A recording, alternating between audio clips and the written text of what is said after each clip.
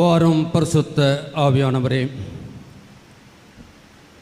நீர் எங்களை கிருபையாய் கொடுத்திருக்கின்ற அந்த நேரத்துக்காக நன்றியோடு உம்மை துதிக்கிறோம், ஸ்தோத்திரிக்கிறோம். ஆம் கர்த்தாவினுடைய வேதத்துள்ள ரகசியங்களை அறிந்து கொள்ளும்படியாய் கர்த்தாவே நீர் எங்களை அழைத்து வந்திருக்கிறீர். நீர் கர்த்தாவே இப்பொழுது எங்களோடு கூட இடைபட வேண்டுமா ஜெபிக்கிறோப்பா.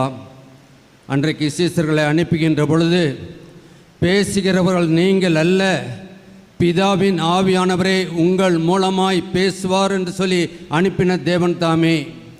இப்பொழுதும் அடியனை மறைத்து உம்முடைய ஆவியானவருடைய கர்த்தாவே வார்த்தை வெளிப்பட வேண்டுமாய் ஜெபிக்கிறோம். நீர் பேசும் ஆண்டவரே, நாங்கள் கேட்க ஆவலோடு காத்திருக்கிறோம். உம்முடைய வார்த்தையே சத்தியம் சுவாமி. ஆமீன். கர்த்தருக்குள் பிரியமானவர்களே, கடவுளுடைய பெரிதான கிருபையினாலே நாம் இந்த ஆண்டின் கடைசி நாட்களுக்குள்ளாக கடந்து வந்திருக்கின்றோம். இன்னும் ஒரு மாதம் இருக்கின்றதே.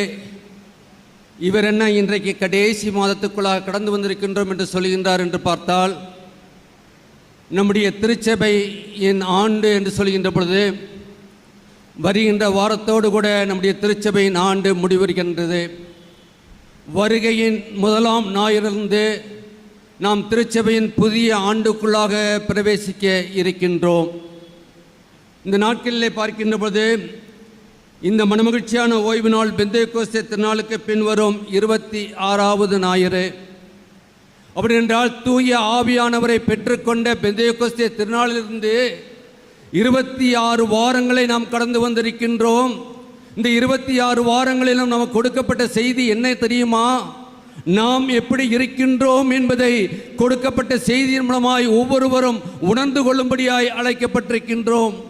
அப்படி என்றால் இன்றைக்கு பெண் குழந்தைகளின் பாதுகாப்பு, பெண் குழந்தைகளை பாதுகாப்பது எப்படி, பெண் குழந்தைகள் ஞாயிறு என்று சொல்லி திருச்சபை தனியாக அதற்கு ஒரு வாரத்தை ஒதுக்கியிருக்கின்ற சொன்னால், இன்றைக்கு நாம் பார்க்கின்ற ஊடகங்களிலே, இன்றைக்கு பார்க்கின்ற செய்திகளிலே பெண் பிள்ளைகளுக்கு ஏற்படுகின்ற பலவிதமான இன்னல்களை நாம் பார்த்து கொண்டிருக்கின்றோம்.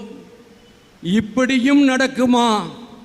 இப்படியும் நடக்கின்ற மக்கள், நடத்துகின்ற மக்கள் நம் மத்தியிலே வாழ்ந்து கொண்டிருக்கின்றார்களா என்று சொல்லி சிறு குழந்தை என்றும் பாராமல் அவர்களுக்கு பாலியல் தொல்லையை கொடுத்து கொண்டிருக்கின்ற ஒரு சமுதாயத்துக்குள்ளாக வாழ்ந்து கொண்டிருக்கின்றோம். என்றால் சமுதாயம் அப்படிப்பட்டதாக இருக்கின்றது. திருச்சபையிலே நாம் எதற்காக அழைக்கப்பட்டிருக்கின்றோம்?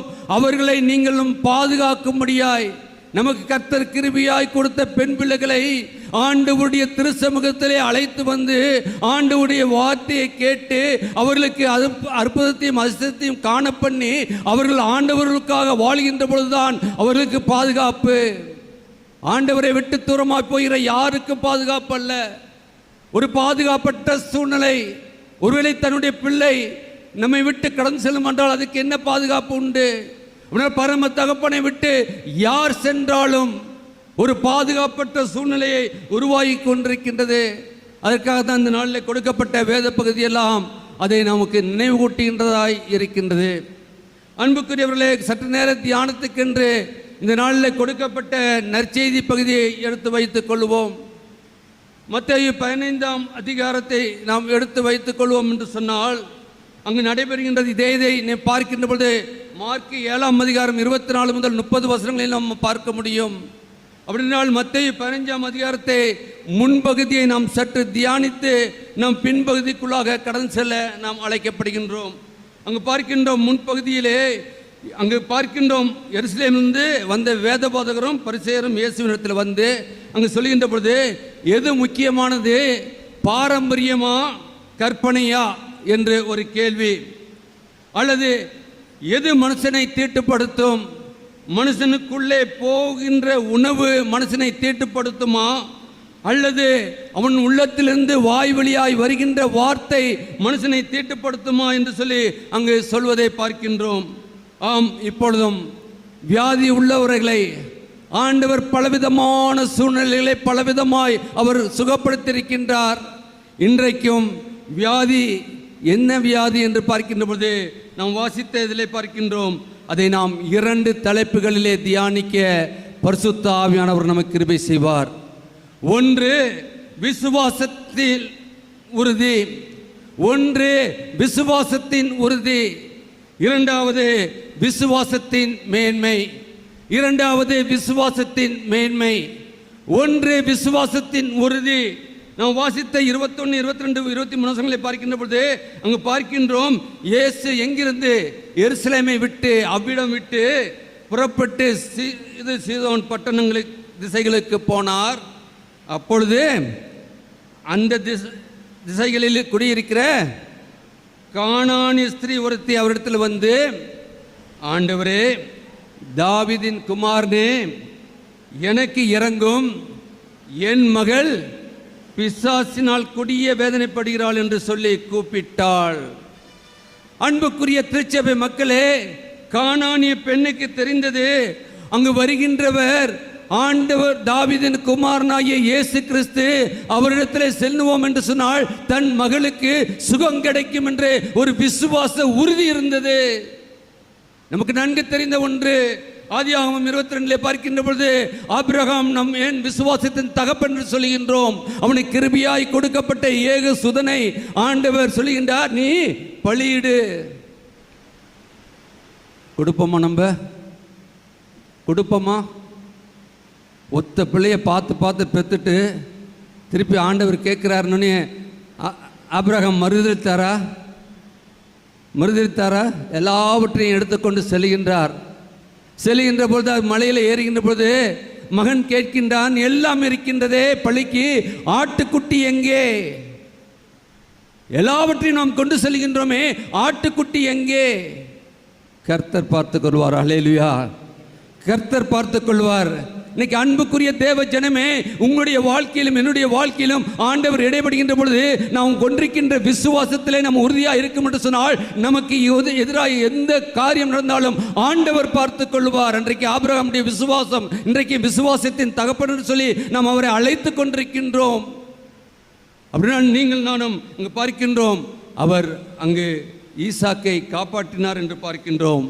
இன்றைக்கு கானானிய ஸ்திரீயுடைய வாழ்க்கையிலே மகள் பிசாசினால் கொடிய வேதனைப்படுகிறாள்.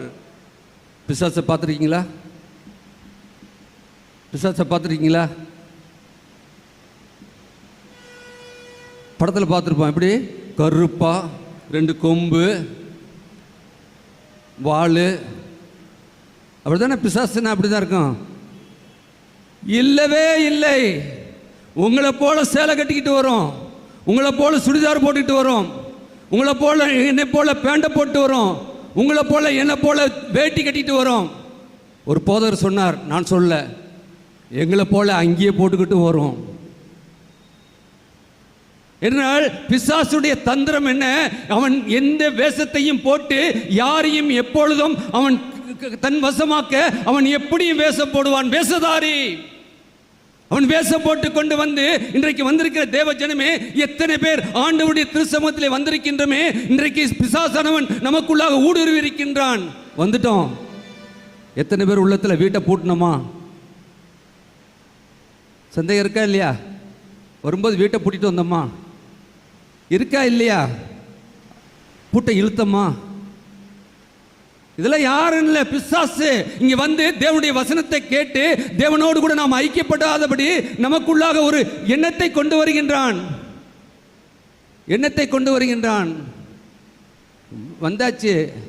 அது மாதிரி இன்னைக்கு எத்தனை மணிக்கு முடியுமோ? ஒரு வாட்டை ஆரம்பிச்சிட்டாரு. பிரசங்கம் எப்போ முடியுமோ? மீன் கடையில் மீன் தீர்ந்து போயிடும். 1 மணி ஆச்சுன்னா மீன் கடையை அடைச்சிருவாங்க. எத்தனை பேர் கடைசி ஆசீர்வாதம் போடு வரைக்கும் இருந்து செல்லுகின்றோம். ஆண்டவருடைய திருச்சமூகத்திலே வருகின்ற பொழுது இன்னைக்கு பிசாசானவன் நமக்குள்ளாக ஊடுருவி இன்றைக்கு நம்முடைய விசுவாசத்திலே அவன் இடைபடுகின்றவனாக இருக்கிறான். நாம் கொண்டிருக்கின்ற விசுவாசத்திலே நிலைத்தில்லாதபடி எங்கேயும் போக வேண்டாம். பிசாசானவன் அங்கு பார்க்கின்றோம். பிசாசானவன் அங்கு அந்த மகளுடைய செய்கைகளை பார்க்கின்ற பொழுது கொடிய வேதனை. ஒரு தாய் பார்க்க முடியுமா? தாயால் பார்க்க முடியுமா? இன்னைக்கு நம்முடைய பிள்ளைகள் ஒரு கொடிய இது படுகின்ற பொழுது, வேதனைப்படுகின்ற பொழுது நாம் எவ்வளவாய் அங்கலாய்க்கின்றோம். அந்த மகள் அங்கலாய்க்கின்றார். அங்கலாய்ப்பது மட்டுமல்ல, அவளுக்குள்ளாக ஒரு விசுவாசம் வருகின்றது. இயேசு கிறிஸ்து தாவீதின் குமாரன், அவரிடத்திலே போனோம் என்று சொன்னால் என்னுடைய மகளுக்கு சுகம் கிடைக்கும் என்று சொல்லி அவர் போகிறதை பார்க்கின்றோம். அப்பொழுது அவளுக்கு பிரத்யேகமாக அவர் ஒரு வார்த்தையும் ஆண்டவர் சொன்னாரா? சொல்லவே இல்லை. ஆனால் அங்கே நடைபெற்ற காரியம் பாருங்க, சீசர்கள் இவள் நம்மை பின்தொடர்ந்து கூப்பிடுகிறாளே, இவளை அனுப்பிவிடும் என்று என்ன பண்ணாங்களாம்? சொன்னாங்களா? வேண்டுதல் செய்தார்கள், வேண்டிக் கொண்டார்கள். இன்னைக்கு அநேகருடைய வேண்டுதல் எப்படி இருக்கின்றது? இன்னைக்கு இவர்களை வேண்டாம், இவர்கள் வேண்டாம், இவர்கள் வேண்டாம், இவர்கள் வேண்டாம் என்று சொல்லி நாம் பிரித்து பிரித்து பிரித்து பிரித்து நாம் ஒரு ஜன கூட்டத்தை நாம் உருவாக்கி கொண்டிருக்கின்றோம். சபையிலே ஐக்கியம் என்பது மிக மிக முக்கியம் என்பதை நாம் மீண்டும் மீண்டுமாக ஆவியானவர் எச்சரித்துக் கொண்டிருக்கின்றார். சபையிலே ஐக்கியம் இல்லை என்று சொன்னால் ஆண்டவரை ஆராதிப்பது வீண், விசுவாசத்திலே வளர்வது வீண், விசுவாசமற்ற ஒரு வாழ்க்கை. அதுக்கு முன்னாடி ஒரு போட்டுக்குங்க, நான் விசுவாசி இல்லை, நான் அவிவிசுவாசி என்று சொல்லி வேணா அந்த கவசத்தை நீங்கள் அணிந்து கொண்டு நீங்கள் என்ன வேணுமானம் செய்யுங்கள். ஆனால் விசுவாசி என்ற அந்த கூட்டத்துக்குள்ளாக வருகின்ற பொழுது விசுவாசம் இப்படித்தான் விசுவாசி வாழ்க்கை இருக்க வேண்டும். மற்றவர்களை குறித்து நாம் எப்படியாக பேசிக் கொண்டிருக்கின்றோம் என்பதை நாம் சிந்தித்து பார்க்க அழைக்கப்படுகின்றோம். தாவீதின் குமாரனே என்று கூப்பிட்டார். யாத்திராகமம் 14ஆம் அதிகாரத்தில் பார்க்கின்ற பொழுது இஸ்ரவேல் மக்களை கர்த்தர் எகிப்தின் அடிமைத்தனத்திலிருந்து அழைத்து கொண்டு வந்த பொழுது 36ஆம் வசனம் சொல்லுகின்றது, ஜனங்கள் கர்த்தருக்கு பயந்து கர்த்தருடைய ஊழியக்காரனாகிய கர்த்தரிடத்திலும் அவருடைய ஊழியக்காரனாகிய மோசேயிடத்திலும் விசுவாசம் வைத்தார்கள். யாருடைய? கர்த்தர் இடத்திலும் அவருடைய ஊழியக்காரத்திலும், ஆண்டவருடைய ஊழியக்காரத்திலே நாம் விசுவாசம் வைக்க வேண்டும் என்று சொல்லி இங்கே வேத வசனம் சொல்லுகின்றது. ஆண்டவர் விசுவாசத்தை வர்த்திக்க பண்ணத்தான் வாரம் வாரம் நம்மை அழைத்து கொண்டு வருகின்றார். என் வீட்டிலே இருக்கலாமே, எதுக்கு வாரம்? எதுக்கு வாரம்? நாம் கொண்டிருக்கின்ற விசுவாசத்திலே இன்னும் பலப்பட நம்மோடு கூட இருக்கிற சகோதர சகோதரிகளோடு இணைந்து ஒருமனப்பட்டு ஒருமன ஆவியோடு கூட ஆண்டவருடைய திருச்சமூகத்திலே ஆராதிக்க வருகின்றோம். விசுவாசத்திலே உறுதியாக இருக்கின்ற பொழுதுதான் அந்த ஒருமனப்பாடு நமக்குள்ளாக இருக்கும் என்பதை நாம் அறிந்து கொள்ள அழைக்கப்படுகின்றோம். நமக்கு நன்கு தெரிந்த ஒன்று, எபிரேயர் 11:1 என்ன சொல்கிறது? விசுவாசமானது நம்பப்படுவர்களின் உறுதியும் காணப்படாதவர்களின் நிச்சயமாய் இருக்கிறது. காணப்படாது, நம்முடைய கண்களுக்கு தெரியாது. ஆனால் ஆண்டவருடைய செய்கை என்ன என்பதை நீங்கள் நானும் கண்டுகொள்ள முடியாது. ஆனால் அவர் ஏற்ற வேலையிலே ஏற்ற காரியங்களை செய்கின்ற கர்த்தர், அதுதான் விசுவாசம். எனக்காக கர்த்தர் யுத்தம் பண்ணுவார் என்று சொல்லி இருக்கிறாரே, அப்படினால் பண்ணுவார் என்ற அந்த விசுவாசம் நமக்குள்ளாக இருக்க வேண்டும். நம்புகின்ற அந்த உறுதிப்பாடு, ஆண்டவருக்குள்ளாக நாம் கொண்டிருக்கின்ற அந்த உறுதிப்பாடு. உறுதி இல்லாம ஒரு கட்டடம் கட்டுறோம், பேஸ்மெண்டம் சரியில்லைன்னா, ஆலயம் அழகான ஆலயம் கட்டியிருக்கோம், நல்ல கோபுரம் கட்டியிருக்கோம், கீழே இருக்க பேஸ்மெண்டம் 6 அடி போடுற இடத்துல 3 அடி போட்டோம்னா நிற்குமா? நிற்குமா? சொல்லுங்களே, நிற்காது. எத்தனை அடி போடணும், எத்தனை அடி தூக்குறோமோ, எத்தனை அடி தோண்டணுமோ தோண்டி, அப்படின்னா நம்முடைய விசுவாசம் ஆண்டவர் மேல் எவ்வளவு ஆழமாக இருக்கிறதோ அவ்வளவுக்காக ஆண்டவர் உங்களையும் என்னையும் உயர்த்த வல்லமுள்ளவராக இருக்கிறார். உறுதியோடு கூட நம்முடைய உறுதி எப்படிப்பட்டதாக இருக்கின்றது? யோபுடைய வாழ்க்கையை நாம் பார்க்கின்றோமே, யோபுடைய வாழ்க்கையை நமக்கு அறிந்திருக்கின்றோமே. அவன் எவ்வளவாய் பாடுள்ள மனுஷனாய் இருந்தான், எல்லாவற்றையும் இழந்தானே. அவன் கட்டிய மனைவியும் இன்னும் ஆண்டவரை நீ ஆராய்த்து கொண்டிருக்க தூசித்து ஜீவனை விடும் என்று சொன்னாரே. ஆனால் அவனுக்குள்ளாக இருந்த விசுவாசம் யோபு 19:25 சொல்கிறது, என் மீட்பர் உயிரோடு இருக்கிறார். ஹல்லேலூயா, ஹல்லேலூயா. என் மீட்பர் உயிரோடு இருக்கிறார், அவர் கடைசி நாளிலே பூமியிலே வந்து நிற்பார் என்று நான் அறிந்திருக்கின்றேன். ஹல்லேலூயா, நான் அறிந்திருக்கின்றேன். எனக்கு எவ்வளவு காரியங்கள், எவ்வளவு துன்பங்கள், எவ்வளவு வேதனைகள் வந்தாலும் எனக்குள்ளாக ஒரு உறுதிப்பாடு உண்டு.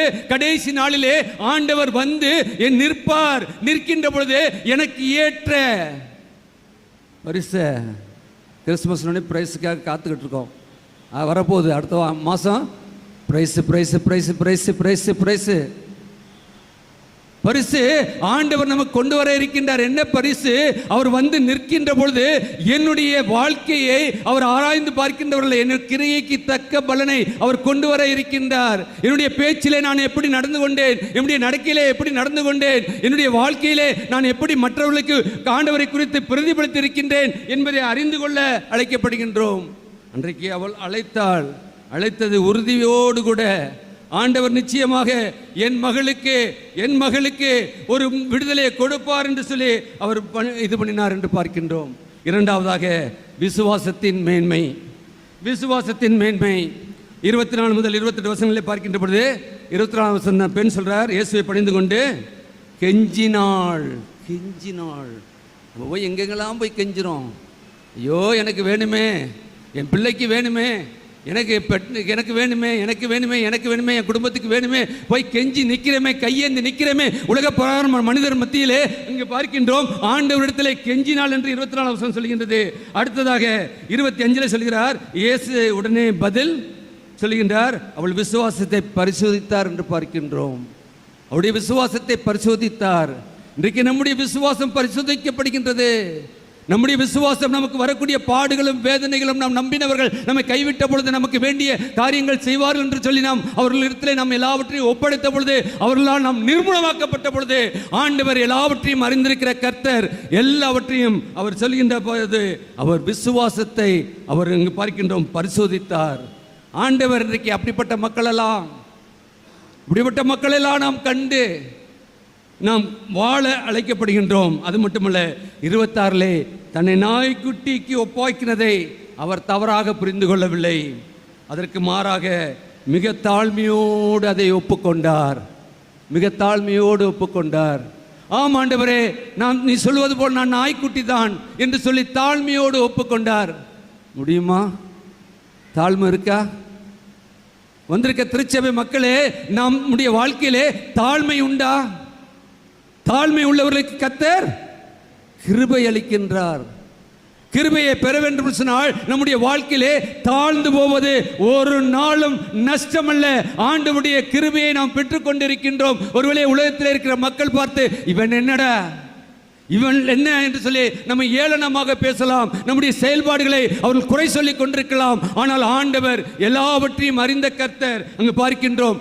நாய்க்குட்டி என்று சொன்ன பொழுது கூட அவர் தாழ்மையாக ஏற்றுக்கொண்டார். இதுதான் ஒரு கிறிஸ்தவனுடைய வாழ்க்கை. ஒரு கிறிஸ்துவை ஏற்றுக்கொண்டவர்களாக இருக்கின்ற பொழுது தாழ்மையோடு அதை ஒப்புக்கொண்டார். ஆம், நான் அப்படித்தான். ஆனாலும் நாய்க்குட்டி மேஜையிலிருந்து விழும் துணிக்கைகளை தின்னுமே, தன்னுடைய எஜமானின் மேஜையிலிருந்து விழும் துணிக்கைகளை தின்னுமே. அப்படினால் நான், ஆம் ஆண்டவரே, நீ இஸ்ரவேலுக்கென்று நீர் வைத்திருக்கிற ஆசீர்வாதத்திலே எனக்கு வேண்டும் ஆண்டவரே, நான் எனக்கு அந்த ஆசீர்வாதத்தை நீர் கொடுக்க வேண்டும் சொல்லி அங்கு அந்த சில துணிகளாவது முழுசையும் கேட்கல அங்கு சொல்கின்ற பொழுது சில துளிகளாவது தனக்கு கிடைக்க வேண்டும் மிக பணிவோடு வேண்டினாள். இன்னைக்கு நம்முடைய வாழ்க்கையிலே நாம் எதை விட்டு கொடுத்திருக்கின்றோம்? ஆண்டவர் எதிர்பார்க்கின்ற காரியங்களிலே நாம் செயல்படுகின்றவர்களாக இருக்கின்றோமா? விசுவாசத்தின் மேன்மையை பெற்றுக்கொள்ளத்தக்கதான ஒரு ஓட்டத்தை நாம் ஓடிக்கொண்டிருக்கின்றோமா? நம்முடைய ஓட்டம் என்பது ஓட வேண்டிய ஓட்டம், ஒரு இடத்துல உட்கார்ந்திருக்கிறது அல்ல. கிறிஸ்தவ வாழ்க்கை என்பது ஓடிக்கொண்டிருக்க வேண்டிய வாழ்க்கை. ஓடி ஓடி ஓடி ஆண்டவருடைய நாமத்தை பிரஸ்தாபப்படுத்துகின்ற ஒரு வாழ்க்கை தான் கிறிஸ்தவ வாழ்க்கை. அங்கு பார்க்கின்ற பொழுது அவர் சொல்லுகின்றார், துளியாவது தனக்கு கிடைக்க வேண்டும் என்று மிக பணிவோடு வென்றார். அவருடைய விசுவாசம் என்ன சொல்றார் ஆண்டவர்? அவருடைய விசுவாசம் பெரிது. ஸ்திரியே, உன் விசுவாசம் பெரிது. வந்திருக்க தேவ ஜனமே, இன்றைக்கு ஆண்டவர் உங்களையும் என்னையும் பார்த்து உங்களுடைய விசுவாசத்தையும் என்னுடைய விசுவாசத்தையும் கண்டு, ஒருவேளை அன்றைக்கு கானானிய ஸ்திரீக்கு சொன்ன அதே வார்த்தையை சொல்லுகின்ற ஒரு வாழ்க்கை நாம் வாழ்ந்து கொண்டிருக்கின்றோமா? நம்முடைய வாழ்க்கையிலே ஆண்டவரிடத்துல தான் நமக்கு ரட்சிப்பு உண்டு. ஆண்டவர் தான் என்னுடைய வாழ்க்கையில எல்லாவற்றையும் செய்ய முடியும் என்று சொல்லி நாம் ஆண்டவரை முழு இருதயத்தோடு நாம் முழு மனதோடு அவரை ஏற்றுக்கொண்டிருக்கின்றோமா? அப்படின்றால் நம்முடைய வாழ்க்கையிலே நிச்சயமாக தாழ்மை உண்டு. எதை குறித்தும் நாம் கலங்கி அலையுகின்ற மக்கள் அல்ல. ஆண்டவருடைய வாழ்க்கையிலே பார்க்கின்ற பொழுது ஆண்டவர் எங்கு சென்றாலும் அங்கு ஒரு ஜனக்கூட்டம், அவருக்கு விரோதமான கூட்டம் சென்று கொண்டேதான் இருந்தது. ஆண்டவர் அங்கு போகின்ற பொழுதெல்லாம் என்ன செய்கிறாரு? அவருடைய எண்ணங்களை கண்டு, அவருடைய சிந்தனைகளை கண்டு அவர் என்ன பண்ணாரு? அப்புறமாய் போனார், அப்புறமாய் போனார். இதான் ஒரு கிறிஸ்தவ வாக்கியம். இருந்து நீயா நானா குஸ்தி போட்டுக்கிறது அல்ல, ஆண்டவர் பார்த்துக் கொள்வார் என்று சொல்லி அங்கு பார்க்கின்றோம். ஆண்டவர் கடந்து சென்றார், அவ்விடத்தை விட்டு அவர் கடந்து சென்றார். என்றால் எண்ணங்களை அறிந்திருக்கின்றோம். ஆண்டவர் எண்ணங்களை வெளிப்படுத்துகின்ற கர்த்தராய் இருக்கின்றார். ஆண்டவருக்குள்ளாக நீங்கள் நானும் வாழ்கின்ற பொழுது ஒவ்வொருடைய எண்ணங்களும் செயல்பாடுகளும் நமக்கு விரோதமாக இருக்கும் என்று சொன்னால் நாம் அவர்களோடு போர் செய்து அவர்களோடு நாம் வாக்குவாதம் செய்ய நாம் அழைக்கப்பட்ட மக்கள் அல்ல. இங்கே பார்க்கின்றோம், அவர் பணிவோடு வேண்டிக் கொண்டது மட்டுமல்ல, ஆண்டவரின் விசுவாசம் பெரிது என்று பார்க்கின்றோம். இன்னும் பார்க்கின்ற போது யோபுடைய வாழ்க்கையை மீண்டுமாக பார்ப்போம். 13ஆம் அதிகாரம் 15-14 பார்க்கின்ற பொழுது யோபுடைய பாருங்க, அவர் என்னை கொன்று போட்டாலும் அவர் மேல் நம்பிக்கையாய் இருப்பேன், ஆனாலும் என் வழிகளை அவருக்கு முன்பாக ரூபகரம் பண்ணுவேன். அவரே என் ரட்சிப்பு, மாயக்காரனோ அவர் சன்னதியில் சேரான். மாயக்காரனோ அவர் சன்னதியில் சேரான். சன்னதி என்று சொல்லுகின்ற பொழுது ஒருவேளை நாம் இந்த இதில் பார்க்கின்ற போது மூலஸ்தானத்தை சன்னதி என்று சொல்லுகின்றோம். ஆண்டவருடைய சன்னதி என்கிறது அவருடைய பரலோக ராஜ்யம். அவருடைய பரலோக ராஜ்யத்திலே நீங்கள் நானும் சேர முடியாத மாயமான ஒரு வாழ்க்கை இந்த உலகத்திலே வாழ்வோம் என்று சொன்னால் மாயக்காரனே அவர் சன்னதியில் சேரான் என்று சொல்லி யோபு பக்தன் சொல்லுகின்றார். அவருடைய பாடுகளின் மத்தியிலும் அங்கு சொல்லுகின்ற வார்த்தையை பாருங்க, அவர் எனக்கு ரூபவரம் பண்ணுவேன், நம்பிக்கையாயிருப்பேன். ஆண்டவர் மேலே நம்பிக்கையாயிருப்பேன். அந்த நம்பிக்கை தான் இன்றைக்கு நமக்கு எதிர்பார்க்கப்படுகின்றது. இன்னைக்கு நான் வாசித்த யோபு 42 பார்க்கின்ற பொழுது 8 முதல் 42 வசனம் 10 முதல் 12 வசனங்களை பார்க்கின்ற பொழுது அங்கு ஆண்டவர் யோபுடைய வாழ்க்கையை இரட்டத்தனையாய் ஆசீர்வதித்தார். எதற்காக? அவன் தன் சிநேகிதனுக்காக ஜெபித்த பொழுது, சிநேகிதருக்காக ஜெபித்த பொழுது, தனக்காக ஜெபித்த பொழுது அல்ல, தன்னுடைய காரியங்களுக்காக ஜெபித்த பொழுது. யோபு தன் சிநேகிதருக்காக வேண்டுதல் செய்த போது கர்த்தர் அவன் சிறையிருப்பை மாற்றினார். யோபு முன்னிருந்த எல்லாவற்றை பார்க்கிலும் இரட்டத்தனையாய் ஆசீர்வதிக்கப்பட்டான். அன்புக்குரியவர்களே, கர்த்தர் தந்தருளினார் என்று போடப்பட்டிருக்கின்றது. இரட்டத்தனையா எப்பொழுது மற்றவர்களுக்காக மற்றவருடைய காரியங்களை அறிந்திருக்கின்றோமே, மற்றவர்கள் செல்கின்ற பாதையை அறிந்திருக்கின்றோமே, அவர்கள் பாழான வழியிலே செல்லு கொண்டிருக்கிறார்களே, பழுகுடியிலே விழப்போகின்றார்களே, அந்த ஆத்மா அழிந்து போகின்றதே, அந்த ஆத்மாவை குறித்த பாரம் உங்களுக்கும் எனக்கும் இல்லாதபடி, அவர்களை குறித்த அக்கறை இல்லாதபடி நீங்கள் நானும் வாழ்வோம் என்று சொன்னால் நீங்கள் நானும் ஆண்டவருடைய பிள்ளைகள் அல்ல. மற்றவர்களுக்காக யோபு, நமக்கு பாடு உண்டு, நமக்கு வேதனை உண்டு இந்த உலகத்திலே. ஆனாலும் உபத்திரவத்தின் மத்தியிலே நாம் கடந்து வந்தாலும் இங்கு பார்க்கின்றோம், அங்கு மற்றவர்களுக்காக ஜெபித்தான், சிநேகிதனுக்காக ஜெபித்தான். யாரும் சிநேகிதர் இருந்ததாக முன்னால் போடப்படவில்லை, எல்லாரும் போயிட்டாங்க. ஆனாலும் ஜெபிக்கின்றான், ஆனாலும் ஜெபிக்கின்றான். அன்புக்குரியவர்களே, இன்னைக்கு உங்களையும் என்னையும் நாம் நம்பினவர்கள் விட்டு கடந்து சென்றாலும் கூட நாம் அவர்களுக்காக ஜெபிக்க நாம் அழைக்கப்பட்டவர்களாக இருக்கின்றோம். ஆண்டவருடைய திருசமூகத்திலே வந்திருக்கிற நீங்கள் நானும் விசுவாசத்தின் மேன்மையை காண வேண்டும் என்று சொன்னால் மற்றவர்களுக்காக ஜெபியுங்கள். மற்றவர்கள் செய்கின்ற காரியங்களை அறிந்திருக்கின்றீர்களே, அவர்கள் போகின்ற போக்கை அறிந்திருக்கின்றீர்களே, அவர்கள் நடக்கின்ற நடையை அறிந்திருக்கின்றீர்களே, அவருடைய வழியை ஒவ்வொன்றையும் நீங்கள் அறிந்திருக்கின்றீர்களே. எனக்கென்ன என்று அல்லாதபடி நீங்கள் ஜெபியுங்கள். நிச்சயமாக ஆண்டவர் ஏற்ற வேளையிலே ஏற்ற காரியங்களை, மேன்மையான காரியங்களை செய்வார். அப்பொழுதுதான் உங்களுடைய விசுவாசம் பெரியது. அன்றைக்கு கானானிய ஸ்திரீயுடைய வாழ்க்கையிலே உன் விசுவாசம் பெரியது என்று சொன்ன கர்த்தர் இன்றைக்கு நம்முடைய வாழ்க்கையிலே அது சொல்ல சித்தமுள்ளவராக இருக்கின்றார். 1 தெசலோனிக்கேயர் 4ஆம் அதிகாரம் 7ஆம் வசனத்தில் வருகிறது, தேவன் நம்மை அசுத்தத்திற்கல்ல பரிசுத்தத்திற்கே அழைத்திருக்கின்றார். பரிசுத்தமுள்ள ஒரு வாழ்க்கை நம்முடைய வாழ்க்கையா இருக்கும் என்று சொன்னால் ஆண்டவரோடு கூட உறவாடுகின்ற வாழ்க்கை, ஆண்டவரோடு கூட நித்திய காலமாய் நாம் இருக்கின்ற வாழ்க்கையா இருக்கும். இந்த உலகத்திலே நமக்கு என்ன சோதனை வந்தாலும், யார் என்ன சொன்னாலும் ஆண்டவர் என்னோடு கூட இருக்கின்றார். நல்ல பெயர் இம்மானுவேல், காட் வித் அஸ். வந்தோடனே அப்படி மேலே பார்க்குறோமே, இம்மானுவேலரே என்னோடு கூட இருக்கிறீரேப்பா, அப்பா என்னுடைய வாழ்க்கையை அறிந்திருக்கிறீரப்பா, என்னுடைய குடும்ப வாழ்க்கையை அறிந்திருக்கிறீரப்பா, என்னுடைய பிள்ளைகளுடைய வாழ்க்கையை அறிந்திருக்கிறீரப்பா, என்னோடு கூட இருக்கிறேன்னு சொல்லி வாக்கு பண்ணி இருக்கிறீரப்பா, இந்த ஆலயத்தில் வந்து அமர்ந்திருக்கிறேனப்பா, எனக்கு முன்னோர்களை நீர் ஆசீர்வதித்த தேவன் அல்லவா, என்னையும் நீர் ஆசீர்வதிக்க வேண்டாமா? என்னுடைய வாழ்க்கையிலே எவ்வளவு பாடுகள், எவ்வளவு வேதனைகள் ஆண்டவரே, எங்களுடைய மத்தியிலே எவ்வளவு ஐக்கியமின்மை, எவ்வளவு சமாதான குலைச்சலை உண்டு பண்ணுகின்ற சத்துருவின் அந்தகார செயல்கள்.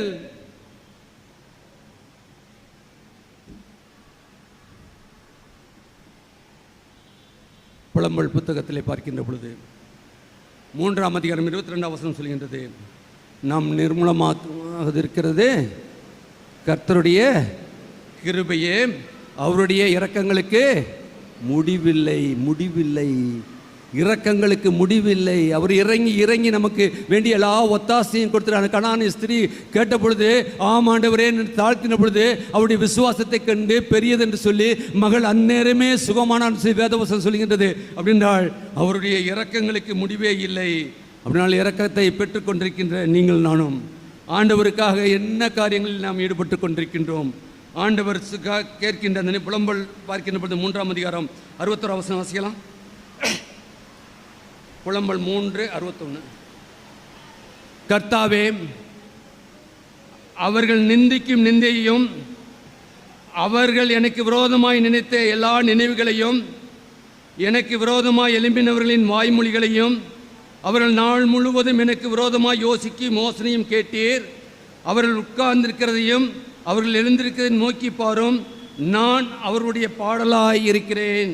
அது மட்டுமல்ல, பார்க்கின்ற பொழுது 64 கர்த்தாவே, அவர்கள் கைகள் செய்த கிரிகளுக்கு தக்கதாக அவர்களுக்கு பலனளிப்பீர்.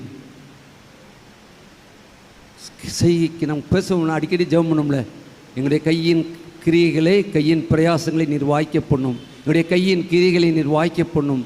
ஆண்டவரே, இப்படிப்பட்ட மக்கள் மத்தியிலே நாங்கள் வாழ்ந்து கொண்டிருக்கின்றோம். எனவே நீங்கள் எனக்கு எந்த சூழ்நிலையும் எனக்கு விசுவாசத்தின் மேன்மையை கொடுக்கின்றவராக இருக்கிறீர் என்பதை நான் அறிந்து கொண்டு இருக்கின்றேன். அதே புலம்பல்ல 57 சொல்கிறாரு, நான் பயப்படாதே என்றார். பயங்கிறது மனுஷனுடைய வாழ்க்கையில் இருக்கின்ற பொழுது நம்முடைய உடலில் சரீரத்தை குறித்து இன்றைக்கி பயம், நம்முடைய ஆன்மாவை குறித்ததான பயம். ஆன்மா செத்துக்கிட்டு இருக்கு. ஆத்மா இன்னைக்கு ஆத்மா ஆதாயம் என்று சொல்லி கொண்டிருக்கிறோம். ஆனால் இருக்கிற எத்தனை ஆத்மா இன்னைக்கு உயிருள்ள ஆத்மாவாய் கர்த்தருடைய வார்த்தையை கேட்கின்ற ஆத்மாவாய் இருக்கின்றது? கடைசியாக ஒரே ஒரு செய்தியை சொல்லி முடிக்கின்றேன். ஒரு தேவ மனிதர் சொன்னார், கர்த்தருடைய வார்த்தையை கேட்கின்றவர்கள் ஒரு அறிவாளி ஒரு ராஜாவிடத்தில் போனாராம். போகின்ற பொழுது 4 பொம்மையை செஞ்சு கொண்டு போனாராம். கொண்டு போய் வச்சுட்டு ராஜா முன்னால் வச்சுட்டு அவர் கேட்டிருக்கார், இதில் எது உண்மையான பொம்மை? 4 பொம்மை இருக்குது, இதில் எது உண்மையான பொம்மை என்று சொன்னாங்களாம். எல்லோரும் பார்த்துட்டு எல்லாம் பார்த்தா ஒரே மாதிரி இருக்குது. இப்போ நம்மளாம் பார்த்தா ஒரே கிறிஸ்தவர் இல்லை, எல்லாம் சிலுவை போட்டிருக்கோம். அதே மாதிரி அந்த பொம்மையை பார்த்துட்டு எல்லோரும் பார்த்து எல்லாம் ஒரே மாதிரி இருந்திருக்கு. உடனே அங்கே உள்ள அந்த நாட்டில் இருக்கிற ஒரு மந்திரியை கூப்பிட்டுருக்கார். அவர் வந்திருக்கின்றார். வந்தோடனே எனக்கு ஒன்று வேண்டாம், ஒரு என்னது விளக்க மாற்று குச்சியை ஒன்று கொடுங்கன்னு கேட்டிருக்கார். உடனே கொடுத்துருக்காங்க. கொடுத்தோடனே அவர் பார்த்துக்கிட்டு ஒரு பொம்மைக்கிட்ட காதில் சொருகியிருக்காரு. காதில் சொருனா என்னாச்சு, உள்ளே போகல. அப்படின்னா இது உண்மையான பொம்மை இல்லை, ரிஜெக்ட் பண்ணிட்டாரு. 2வது பொம்மைகிட்ட பார்த்துருக்காரு. அது இங்கே காதில் விட்டோன்னே இந்த பக்கம் காதில் அப்படியே வந்துருச்சு. அப்படின்னா இது சரியில்லை. 3வது இதை விட்டுருக்காரு. இங்கே காதில் விட்டோன்னே வாய் வழியாக வந்திருக்கு, இது சரியில்லை. 4வது பொம்மையை எடுத்திருக்காரு, காதில் விட்டுருக்காரு. எங்கே போகுதுன்னே தெரில, நேராக உள்ளுக்குள்ளே போய்கிட்டு இருந்திருக்கு.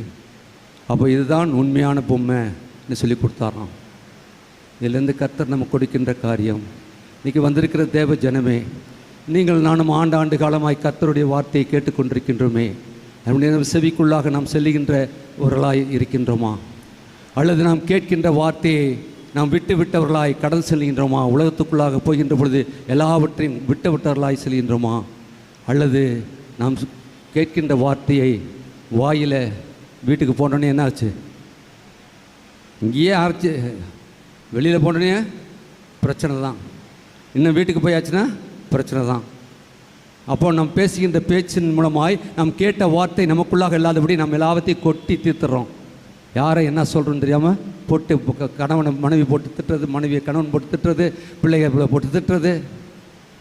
அப்பாவை உட்காந்து வச்சுட்டு பிள்ளைய என்ன சொல்லுவாங்க, எருமை பெத்த பிள்ளைய, எருமை பெத்த பிள்ளைய திட்டுறாங்களா இல்லையா? வீட்டில் யாரை திட்டுறாங்க? அவன் வேணா தான் கட்டின மனைவி, கட்டின கணவனை கையும் பிடிச்சி வாழ்விலும் தாழ்விலும் இன்பத்திலும் துன்பத்திலும் கடைசி வட்டமாக உம்மோடு கூட இருப்பேன்னு சொல்லி முடிவு புரிந்து இருப்பேன்னு சொல்லிக்கான எருமை பத்த பிள்ளைய. ஆனால் ஆண்டவருடைய வார்த்தை அப்படியாக போய்விட நம்முடைய வாழ்க்கையிலே வீண் வார்த்தைகளை நாம் சொல்லி மற்றவர்களை குற்றப்படுத்துகின்றவர்களாக இல்லை. நம்முடைய கேட்கின்ற வார்த்தை இருதயத்துக்குள்ளாக சென்று இருதயத்திலே அதை தியானித்து, அந்த கானானிய ஸ்திரீ ஆண்டவர் சொன்னதெல்லாம் கேட்டா, ஆம் ஆண்டவரே நீ என்ன சொல்கின்றீர், நான் நாய்க்குட்டி தான், ஆனாலும் எஜமானின் மேஜையிலிருந்து விழும் நாய் துணிக்கைகளை தின்னுமே, அப்படியாக எனக்கு நீ கூடும் என்று சொல்லி கேட்ட பொழுது ஆண்டவர் சொல்கிறார், நான் ஸ்திரியே இப்படிப்பட்ட உன்னுடைய விசுவாசம் பெரிது. சொன்ன மாத்திரத்திலே மகள் சுகமானார்.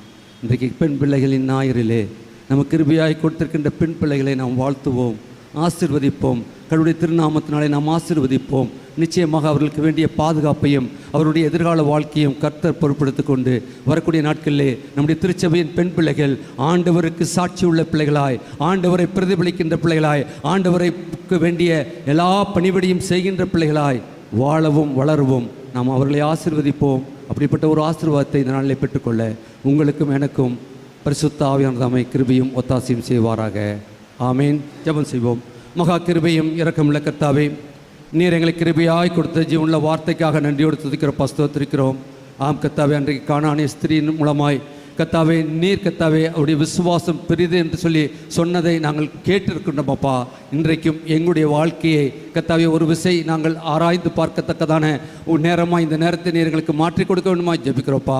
ஆம் கர்த்தாவே, அதை நாங்கள் பெற்றுக்கொள்ளவும் கர்த்தாவே, நாங்கள் கர்த்தாவே உம்முன் கொண்டிருக்கின்ற விசுவாசத்திலே உறுதியாக இருக்கவும், விசுவாசத்தின் மேன்மையை நாங்கள் பெற்றவர்களாய் இந்த உலகத்திலே வாழவும் கர்த்தாவே, விசேஷமாய் எங்களுக்கு கிருபையாய் கொடுத்த பெண் பிள்ளைகள் கர்த்தாவே எல்லா நிலைகளிலும் வாழ்ந்து சுகித்திருக்கவும், பிள்ளைகளுக்கு வேண்டிய எல்லா விதமான ஆசீர்வாதத்தையும் நீர் பரத்தில் கொடுத்து பாதுகாத்துக் கொள்ளுமாய் மீர் இயேசுவின் ஜெபிக்கிறோம் ஜீவன் நல்ல பிதாவே. ஆமீன். ஆமீன்.